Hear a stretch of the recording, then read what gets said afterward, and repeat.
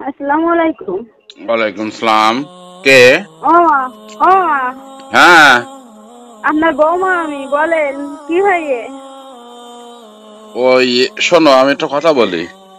বলেন। তুমি সব যদি সত্যি কথা বলো, হুম। হাজার অন্যায় করলেও সেটা আমি চেকতে দেবো। আর হুম। তুমি যদি মিথ্যার আশ্রয় নাও, ওই ছেলে কিন্তু তুলি পোস্টমর্টম হবে। ছেলের মৃত্যু না। স্বাভাবিক মৃত্যু না।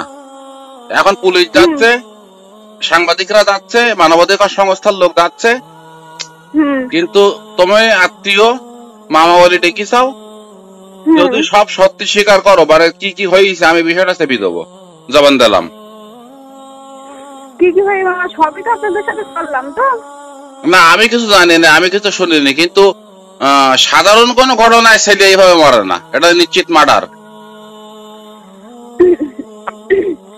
মার্ডার হবে কেন? আমি আমার ছেলে কেন মারবো মামা? আর আপনি তো নাক জানেন দিয়ে আমার রক্ত ছেলের আসে আমি কি কত করলি তুমি কি জানো? নাক দিয়ে কি রক্ত করবো? আসে, লাঞ্চ বাস্ট হয়ে গেলি। হুম। তা আমি ওর বলা কিছু করিনি, মারিও নি, এমনি ভয় কেনতে না। তা আমি হচ্ছে কলে ছাড়বো নি, আমি হচ্ছে ধরে একটা ঝাঁকা দিলাম, যে বললাম যে হচ্ছে হলো কোলের ভিতরে রয়েছে, তাও তোমার ভয় করছে। এখন যখন আমি ঝাঁকা দিলাম তখনও কেনতে উঠেন। শোনো, পোস্টমর্টম করলি বলে সব বেরিয়ে যাবে। যাবে, আমিও জানি যাবে। হ্যাঁ, ওতে লাশ পোস্টমর্টম হবে, ওতে ওরা তোমরা যদি কেউ বাদীও হও তাও শুনবে না, হুম। ওখানে মানবাধিকার সংস্থার চেয়ারম্যান জহুরুল ভাই যাচ্ছে। আচ্ছা, আপনারা এসব কেন করতেছেন? যে মরার সাথে মরি গে, এসব করে মহিলা মরার সাথে মরি কি মানে? সত্যি কথা বলতে ছাড় আছে, আর সত্যি কথা না বললে তোর বাপ সদ্য ছেলে খাটা পাবো আমি। যেমন আমি কি বাড়ি যাবো?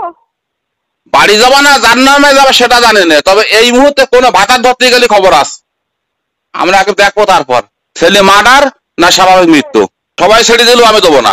আমার আবার বলে যে এইসব করতেছেন কেন, মরা ছেলে নে, এই মৃত্যু কি স্বাভাবিক মৃত্যু? সোনার চান পেলা ছেলে, এখনো সময় আছে, সত্যি কথা